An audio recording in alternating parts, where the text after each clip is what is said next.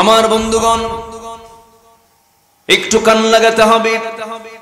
সাহাবে কেরাম রমজান মাস যেবার প্রথম রোজা ফরজ হলো, প্রথম রোজাটা প্রথমবার যে রোজাটা ফরজ হলো, রমজান মাস এলো, আল্লাহ রাব্বুল আলামিন ইমানদারকে লক্ষ্য করে হুকুম দিলেন। মদিনায় এই আয়াতটা নাজিল হয়েছে, এটাও সূরাতুল বাকারা।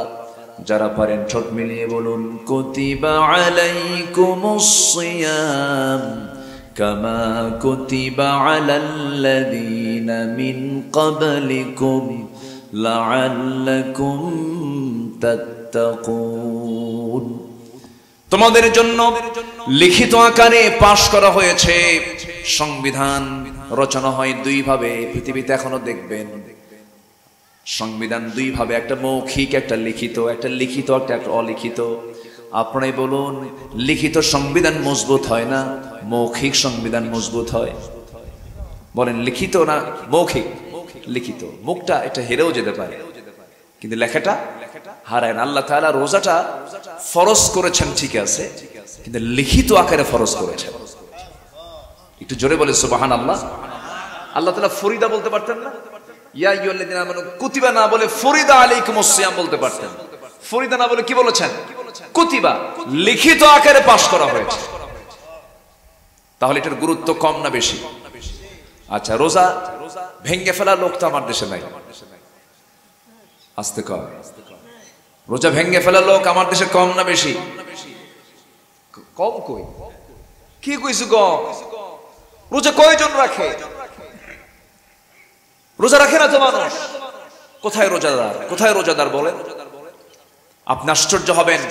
আপনি রেডিসনের সামনে দাঁড়ান, আপনি সোনারগাঁ হোটেলের সামনে দাঁড়ান, 5 স্টার হোটেলের সামনে গুলোতে দাঁড়ান, আপনি টাঙ্গাইলে যান, মূল শহরে যান, হোটেলগুলোর সামনে পর্দা করে বলে ভিতরে যত্ন সহকারে খাওয়ানো হয়। নাউজুবিল্লাহ বলবেন না? জোরে কোন নাউজুবিল্লাহ। সম্মানিত ভাইয়েরা, রমজান মাসে রমজানকে পবিত্র রাখার জন্য সকল প্রকার বেহায়াপনা বন্ধ করার দরকার ছিল কিনা বলেন? বেহায়াপনা কি রমজান মাসে কমছে? আজ থেকে কমছে? বরঞ্চ গতকাল ঢাকা ইউনিভার্সিটিতে, গত পরশুদিন কোন জন অনুষদ, আমিও ঢাবির ছাত্র ছিলাম, আমি ঢাকা ইউনিভার্সিটিতে পড়াশোনা করেছি, বাংলা সূরা পড়ছি কিছু। সে জায়গায় ছেলে মেয়ে অবাধে রং না খায়া, রং লাগায়া, বুকের ওড়না খুলে দিয়া নাচানাচি করতেছে। প্রশ্ন করা হলো, নাচতেছে রোজা নাকি? রোজা আছি তো। রোজার জায়গায়, আনন্দের জায়গায় উচিত ছিল ধরে এদেরকে পিটা সোজা করা। রোজার জায়গায়, আনন্দের জায়গায় মগামগি, টোনাটুনি, কেউ কারো কোনো পরিচয় নেই, উলঙ্গ অবস্থায় তারা নাচানাচি করতেছে। যেরকম নাউজুবিল্লাহ। কোন মাসে? আসতে বলবেন না কোন মাসে? তাহলে আমি যদি বলি আমার দেশের রোজা আজকে বেহায়াপনার আঘাতে চূর্ণ বিচূর্ণ, আমি কি ভুল বলছি? সবে কদর কোন দশকে? শেষ দশক। শেষ দশকের জোর না বেজোর? রাসূল বলেও দিয়েছেন, তোমরা বেজোরের শেষ দশকের বেজোরটা তোমরা তালাশ করো। 21, 23, 25, 27, 29। আচ্ছা বলেন তো, আমার দেশের সকল শপিং মল, মার্কেট গুলোতে শেষ দশকে মার্কেটে লোকের সংখ্যা কম না বেশি? সেখানে পুরুষ বেশি না মহিলা বেশি? দিনের বেলা বেশি না রাত্রের বেলা বেশি? রাতের বেলা। ওরা কদর তালাশ করতে যায়। কার্বন, কার্বো, কারমে, আমরা রোজাদার। আমরা কি রোজাদার? শুধু আপনি আমার কথা শুনছেন না, কিন্তু আমার কথাগুলো প্রযুক্তির কল্যাণে কোটি কোটি মানুষের কাছে কথাগুলো চলে যাবে। এখন কোনো কথা আর সামান্য লোকের মাঝে থাকে না, সব কথা এটা চলে যাবে গোটা দুনিয়া জুড়ে আগামীকালকের মধ্যেই। তাহলে শেষ দশক হচ্ছে কদর তালাশ করার জন্য আল্লাহ তাআলা দিলেন ওয়ান্তুম আকিফুনা ফিল মাসাজিদ, তোমরা ইতিকাফের মধ্য দিয়ে তোমরা শেষ দশকে কদর তালাশ করো। আর আমার দেশের মা বোনেরা তারা কদর তালাশ করতে যায় কোথায়? মার্কেটে। আলহামদুলিল্লাহ, জোরে কোন নাউজুবিল্লাহ। এগুলো কি ওয়াজ করে বন্ধ হবে? আমাদের যিনি পাখি, আমার আগের মেহমান, তিনি বলে গেছেন, আমাদের যিনি কোরআনের যিনি পাখি ছিলেন, আল্লাহু আকবার, আল্লাহ তুমি তার বর্ণাঢ্য জীবনকে কবুল করে নাও, তুমি তার কবরটাকে জান্নাতের নূর দিয়ে মুনাফার করে দাও। আমি গত রমজানের ফার্স্ট কয়েকটা রমজানে যাওয়ার পর আমি ওনার বাসায় গিয়েছিলাম। ওনার ওয়াইফ চাচি আমার সঙ্গে একটু কথাবার্তা বললাম, শুনলাম কিছু কথা। উনি অনেকদিন আগে একদিন আমাকে বলতেছেন, পার্লামেন্টে আমি গিয়েছি, এমনি বেড়াতে গিয়েছি, 2004 সাল হবে। আমাকে বলতেছে, আলামিন একটা কথা বলি। বললাম, হুজুর বলেন। এই যে দেখো না 330 জন যেখানে এমপি, এই 330 জন এমপি যদি আল্লাহওয়ালা হয়, এই জাতি আল্লাহওয়ালা হয়ে যেত। কি কথা কি বুঝতেছেন আপনারা?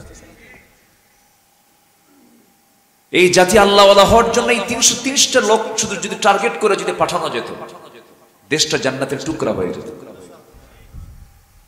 আমরা সব বুঝি, কিন্তু এগুলো বুঝি না। এগুলো বুঝতে গেলেই কল্লা যাওয়ার সম্ভাবনা থাকে, এটাকে ভয় পায় অনেকে।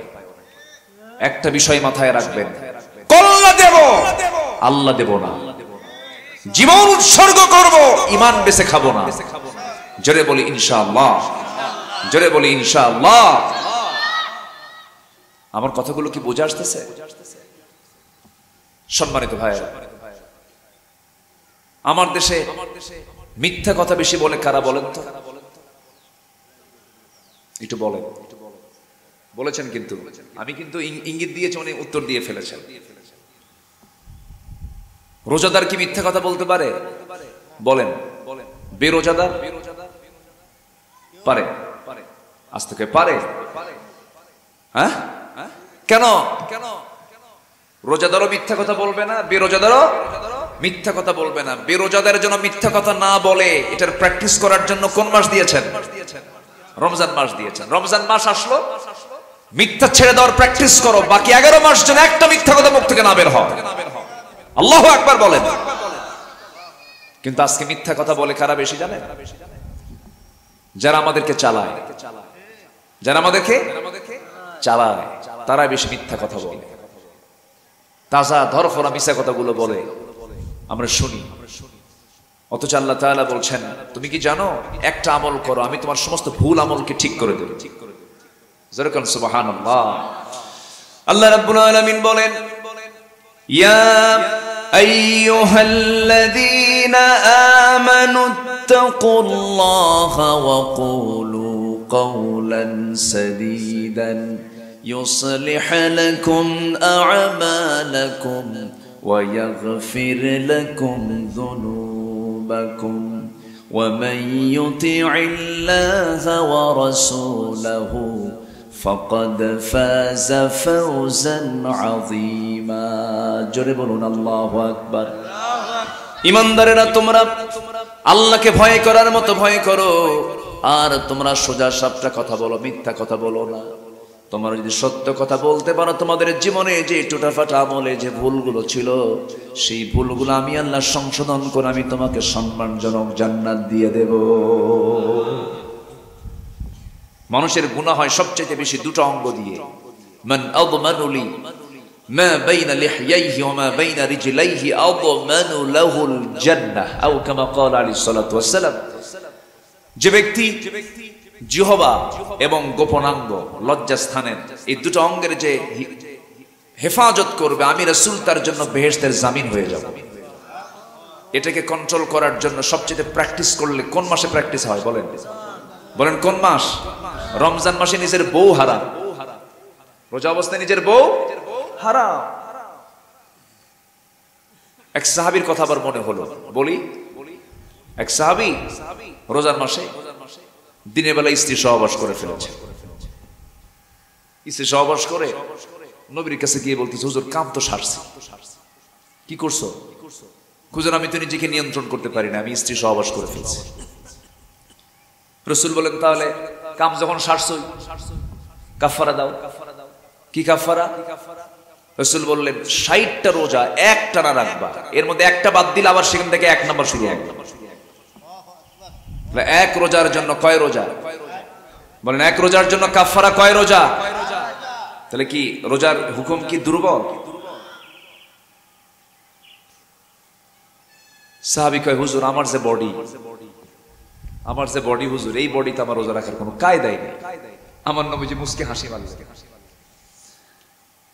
আমার নবীজি এরপরে বললেন, রোজা যদি না রাখতে পারো, তুআমু মিসকিন, ফিদিয়াতু তুআমু মিসকিন, মিসকিনকে 2 বেলা করে 60 জন মিসকিনকে তোমার খাওয়াতে হবে। সঙ্গে সঙ্গে সাহাবী রাসূলকে লক্ষ্য করে বলছেন, ইয়া রাসূলুল্লাহ, এটা কেমন করে সম্ভব? আমি তো পারবো না, আমার পক্ষে সম্ভব নয়, আমি কেমন করে খাওয়াবো? আমার তো সে এবিলিটি না, আমি ফকির মানুষ, মিসকিন মানুষ। আমার নবীজি চুপ মেরে থাকলেন, কিছুই বললেন না। কিছুক্ষণ পর একজন নবীর সামনে দাঁড়িয়ে 1 কার্টন ভরা খেজুর নিয়ে এসে বলছে, হুজুর এটা হাদিয়া স্বরূপ আপনার দরবারে দিয়ে গেলাম। নবীজি বললেন, ও সাহাবী, রোজাও রাখতে পারবা না, ফিদিয়াও দিতে পারবা না, মিসকিনকে তুমি খাবারও দিতে পারবা না, যাও এই যে 1 কার্টন খেজুরটা আসছে আমি তোমারে দিয়ে দিলাম, তুমি দুস্থদের মাঝে এটা বন্টন করো। সাহাবীকে, হুজুর আমার চাইতে বড় ফকির এই মদিনায় আর কেউ নাই, আমার বাচ্চাগুলো না খেয়ে আছে। রাসূল মুস্কি হাসি মেরে বললেন, যা তুই নিয়ে যা, তুই খা। সুবহানাল্লাহ বলবেন। আমার নবীজি সহজ ছিল। আবার রোজা ভাঙ্গার কি করুন পরিণতি হবে, মূল্যে টের পাওয়া যাবে। আমার নবীজির স্বপ্নের মধ্যে দেখতে পেলেন, নবীজির স্বপ্ন মিথ্যা না সত্য?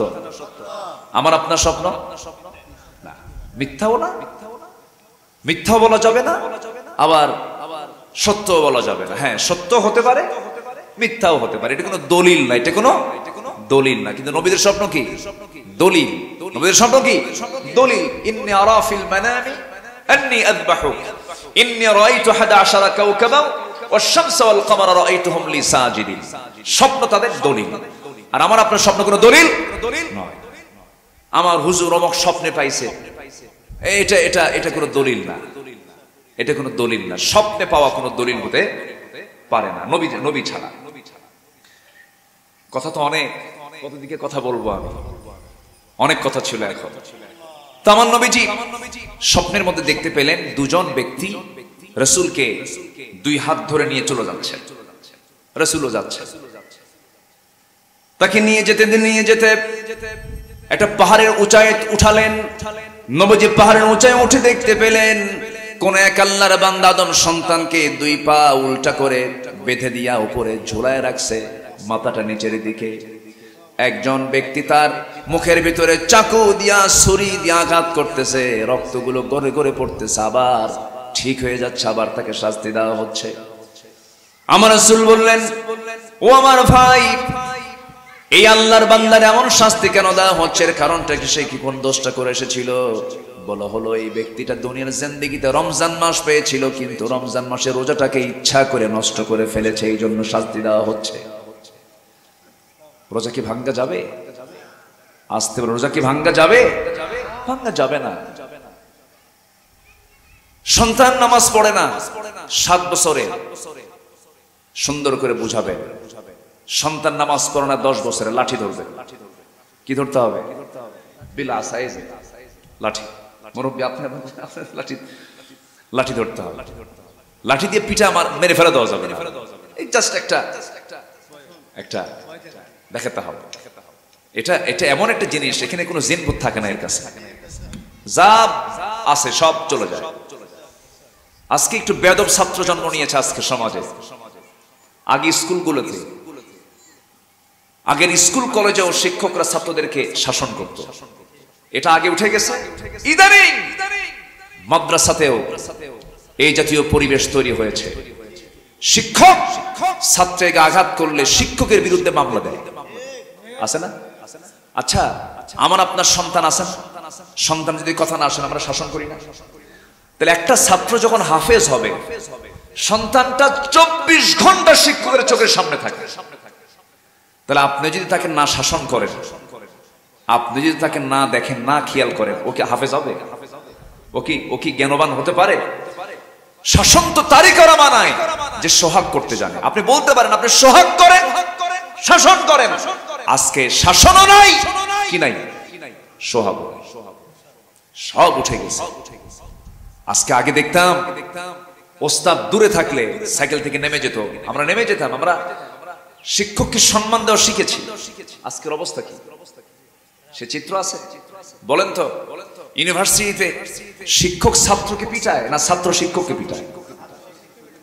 ছাত্র শিক্ষককে পিটায়, স্যার সোজা হন, আপনি কিন্তু ভেজাল করতেছেন। আছে কিনা?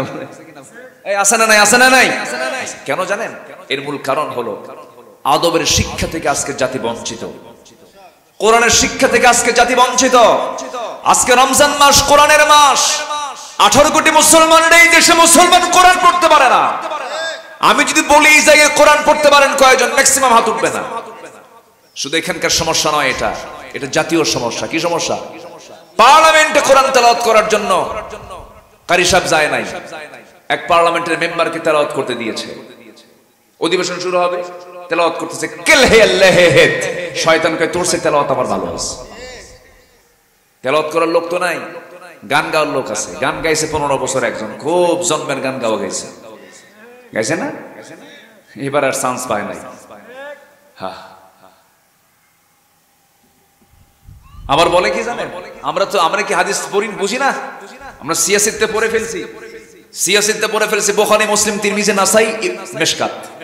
মিশকাত নাকি সিয়াসিতা? বলেন নাই মিশকাত নাকি সিয়াসিতা? এই হচ্ছে অবস্থা। আবার আরেকজন বলে আগামীকাল ঈদুল আজহার জানাজা নামাজ, ঈদুল আজহার জানাজা নামাজ। আল্লাকুম দীনুকুম ওয়ালিয়া দীন, বুখারী শরীফের 40 পারা, বুখারী শরীফের 40 পারা। সম্মানিত ভাইয়েরা, আজকে জাতির এই ক্রান্তিকালে আমরা সিদ্ধান্ত নেব ব্যক্তিগত জীবনে। আমরা যারা বসেছি, এই মাসের নাম কি বলেন? রমজান মাস, ঠিক আছে। কিসের মাস বলেন? না, হ্যাঁ ঠিক আছে, আমি আলোচনার সঙ্গে মিল আছে, বিজয়ের মাস, এটাও ঠিক আছে। রমজান মাস তাও ঠিক আছে। আবার বলেন, আরো কি আছে বলেন? তাকওয়ার মাস, আরো কি আছে বলেন? এটা হচ্ছে 1 নাম্বার। কোরআনকে প্রশ্ন করেন, কোরআন তুমি একটু বলো তো রমজান মাসটা কি? কোরআন কি জবাব দিতে পারে না?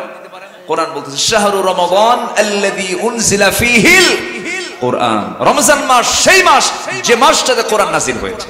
যেরকম সুবহানাল্লাহ। তাহলে রমজান মাসের দাম বাড়ছে কি নাযিলের কারণে? আচ্ছা, মক্কার দাম বাড়ছে কি থাকার কারণে?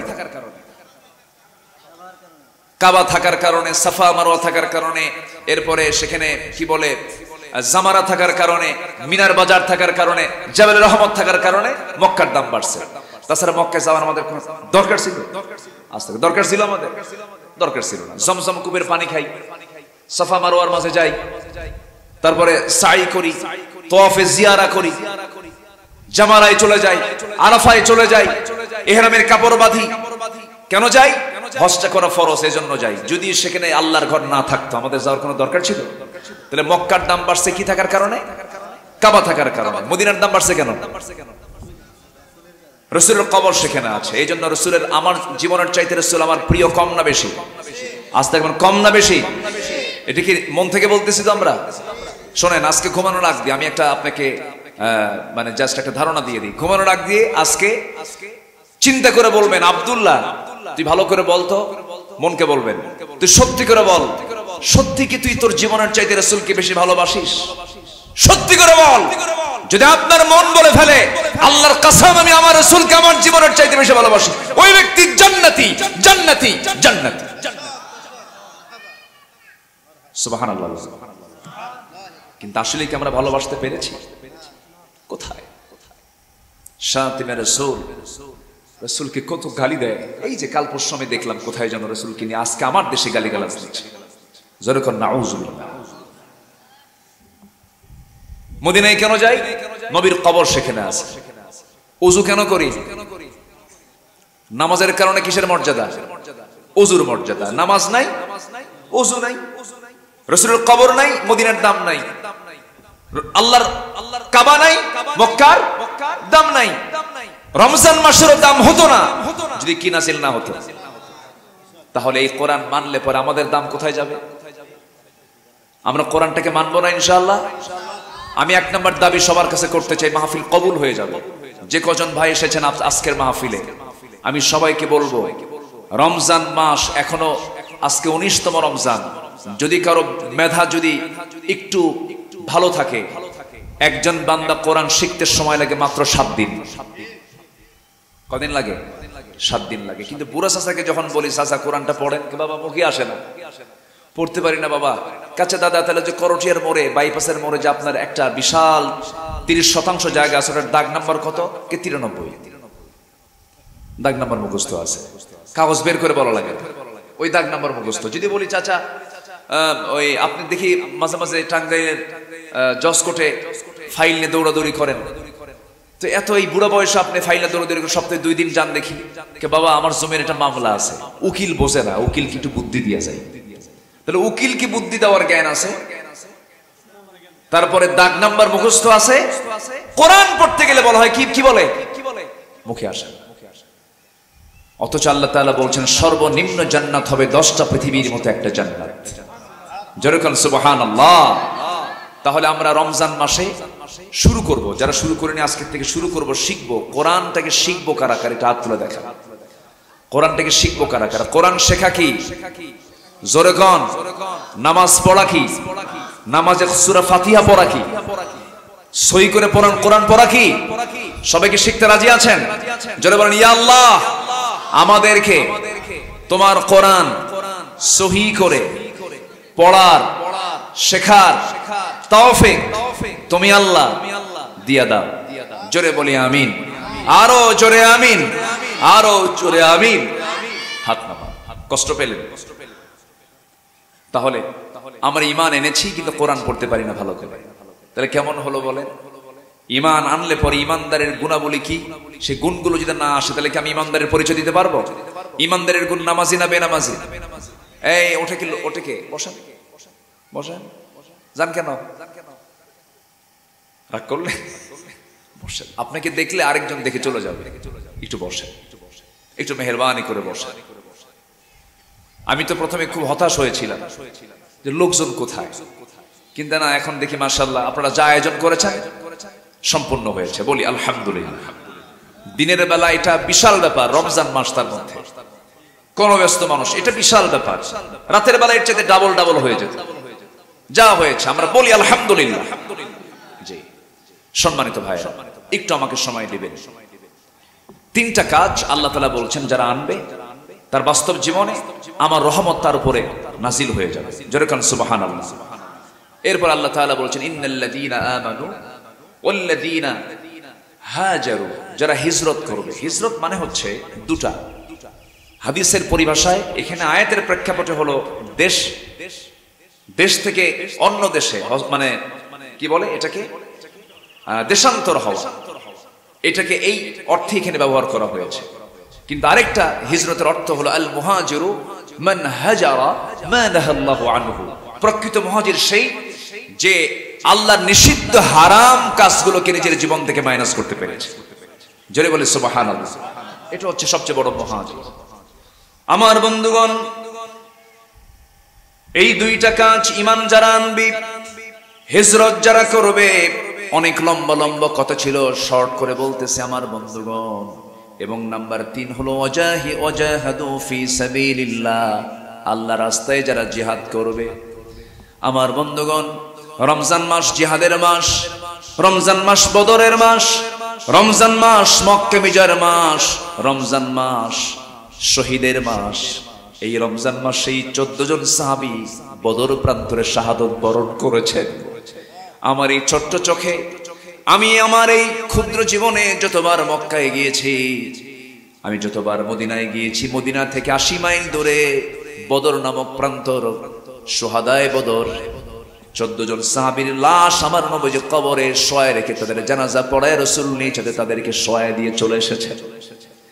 মদিনা থেকে রাসূল রোজা ভেঙ্গে ফেলে দিয়ে 17তম রমজানের দিন মসজিদ থেকে বের হলেন। মাত্র 8টা উট আমার নবীজির ছিল, 2টা ঘোড়া ছিল, যুদ্ধ করার জন্য মাত্র 2টা তরবারি ছিল। ওইদিকে 1000 সৈন্যের বিরুদ্ধে 313 জন সাহাবী নিয়ে আমার নবীজি রওনা দিলেন। অসম একটা যুদ্ধ। রোজা রেখে রেখে দুর্বল হয়ে গেছেন সাহাবীরা। বউ ছেড়ে, সংসার ছেড়ে, ব্যবসা বাণিজ্য ছেড়ে, মক্কা ছেড়ে মদিনায় কেবল হিজরত করেছেন। মদিনায় কেবল নতুন ছোট্ট একটা মদিনা রাষ্ট্র তিনি গড়ে তুলেছেন। যুদ্ধের ডাক চলে এলো, জনসংখ্যা নাই, যুদ্ধের অস্ত্র নাই, খাবার নাই, রসদ নাই, অস্ত্র নাই, কিছুই নাই। আমার নবীজি এরপরও তিনি বিচলিত হলেন না। মাত্র 313 জন সাহাবী নিয়া 1000 সৈন্যের বিরুদ্ধে রাসূল বলে ফেলেন, সাহাবীরা চলো রওনা দেই, বদর প্রান্তরের দিকে আমাদের যেতে হবে। কারণ প্রায় 400 মাইল অতিক্রম করে আবু জেহেল তার বাহিনী সহ সব এসে বদর প্রান্তরে জমা হয়ে গেছে। ওদেরকে মদিনায় ঢুকতেই দেওয়া যাবে না, চলো আমরা রওনা দিয়ে দেই। পায়ে হেঁটে হেঁটে সাহাবে কেরামকে রাসূল সঙ্গে করে নিয়ে তিনি মদিনার মসজিদ থেকে বের হয়ে গেলেন। এদের মধ্যে ছোট্ট 2টা বাচ্চা, আফরার ছেলে, মদিনা আফরার ছেলে মুআজ রাদিয়াল্লাহু আনহুমা, 2 জন সাহাবী রাসূলকে বলছে, হুজুর সংখ্যা নাকি কম, যোদ্ধার হয়ে গেছে, সংকট নাকি হয়ে গেছে, মুজাহিদের সংখ্যা নাকি কম, যদি অনুমতি দিতেন আমরা মদিনার আফরার ছেলে, আমরা ছোট্ট 2টা বাচ্চা যুদ্ধে অংশগ্রহণ করতে চাই। জোরে করে আল্লাহু আকবার। দূর থেকে একজন মহিলা আসে ছোট্ট বাচ্চা নিয়ে, 2 বছরের বাচ্চা, 2 বছরের ছোট্ট শিশু বাচ্চাকে নিয়ে এক মহিলা সাহাবী এসে নবীর সামনে দাঁড়ায় থেকে বলতেছে, হুজুর আমার স্বামী নাই, মারা গেছে, আমার কোনো বড় ভাই নাই, কেউ আমার কাছের আপনজন বলতে কেউ নাই, যোদ্ধার সংখ্যা নাকি কম হয়ে গেছে হুজুর, এই ছোট্ট 2টা আমার বাচ্চা 2 বছরের, এই বাচ্চাটাকে আপনার কোলে দিয়ে গেলাম, এটাকে আপনি ঢাল বানায়া নিয়ে। আমার নবীজি সন্তানটাকে কোলের মধ্যে নিয়ে দোয়া করে দিয়ে বললেন, সাহাবী ও মহিলা, সন্তানের জন্য তুমি যে নিয়তটা করেছ আল্লাহ তোমার নিয়তকে কবুল করে নিয়েছেন, যাও সন্তান নিয়ে যাও, কিন্তু তুমি মুজাহিদের মা হয়ে গেছো। তার হাতে তুলে দিলেন। আমার নবীজি ছোট্ট 2টা বাচ্চার কথা শুনে খুব খুশি হলেন, কিন্তু রাসূল বললেন না, ডিসঅ্যালাউ করলেন, হবে না। কিন্তু বড়জন বলে, হুজুর ও তো ছোট আছে, আপনি আমাকে পারমিশন দেন। রাসূল বললেন, না দেওয়া যাবে না, হুজুর আমি ওর চাইতে বড় আছি। ছোটজন বলে, হুজুর ওকে পারমিশন দিলে কিন্তু আমাকে বাদ দেওয়া যাবে না, কেন ওর বডি বড় কিন্তু আমার গায়ে শক্তি বড়। রাসূল বলেন, তাহলে আমি কেমনে বুঝবো এটা? হুজুর মারামারি লাগায় দেন। মারামারি লাগায় দিলেন। বড়জন ছোটজনকে নিচে ফেলে দিয়েছে। ছোটজন বড়জনের কানের মধ্যে মুখ ঢোকায় বলে, ভাই সব তো তুমি জানো, একসঙ্গে খাই ঘুমাই খেলাধুলা করে, আমার যুদ্ধে যেতে দিবা না, শক্তি একটু কমায় দাও। বুকের উপরে উঠে বসলেন। নবীজি মুস্কি মুস্কি হাসিলেন, কিন্তু চোখের কোনাবে টপ টপ করে পানি পড়ে। আমার নবীজি ছোট্ট 2টা বাচ্চাকে কোলের মধ্যে নিয়ে আকাশের দিকে তাকায় তাকায় বলতেছে, আকাশের মালিক, আমরা সাহাবী, আমি রাসূল আমার সাহাবীদেরকে নিয়ে আমি লক্ষ্য করছি, পেটে খাবার নাই, রোজা রাখছে, গায়ে কোনো শক্তি নাই, কিন্তু ঈমানটা দারুণ মজবুত রে আল্লাহ। এই ছোট্ট 2টা বাচ্চার গায়ে শক্তি নাই, কিন্তু ঈমানি জজবাটা আছে, আমি এদেরকে পারমিশন দিয়ে দিলাম। ওই 2 জনকে সহ 313 জন রাসূল মদিনার প্রান্তরে, মদিনা থেকে সেই চলে গেলেন গাজওয়ায়ে বদর। বদর নামক প্রান্তরে চলে গেলেন। বদর প্রান্তরে দাঁড়ালেন। যে জায়গায় দাঁড়িয়েছেন সেই জায়গাটা ছিল বালুর জায়গা, হাঁটু পর্যন্ত পা গেড়ে যায়।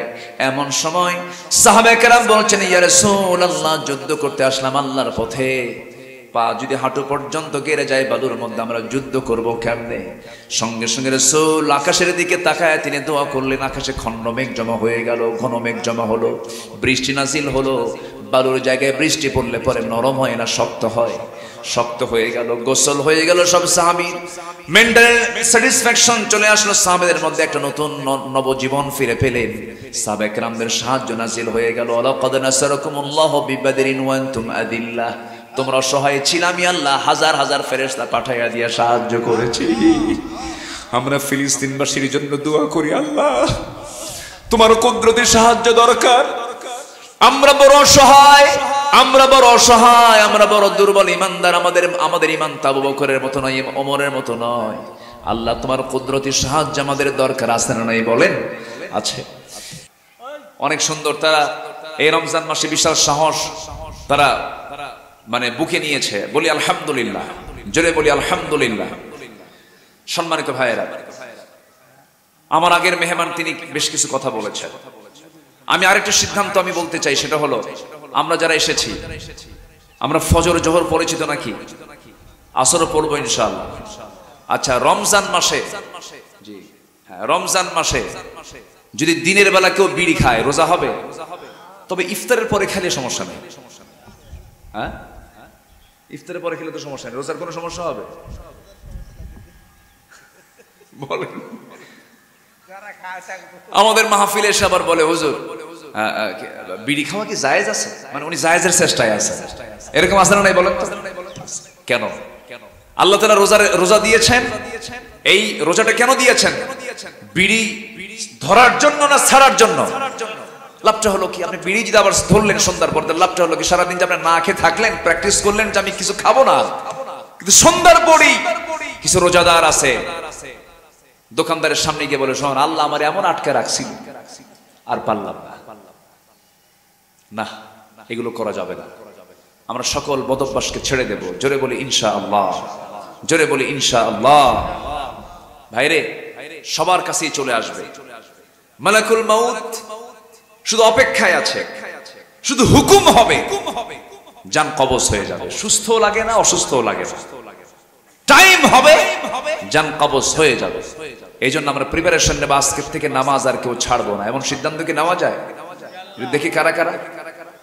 জোরে বলি ইয়া আল্লাহ, আমাদেরকে 5 ওয়াক্ত সালাত আদায় করার তৌফিক তুমি আল্লাহ দিয়া দাও। জোরে বলি আমিন, আরো জোরে আমিন। হাত নামান। সম্মানিত ভাইরা,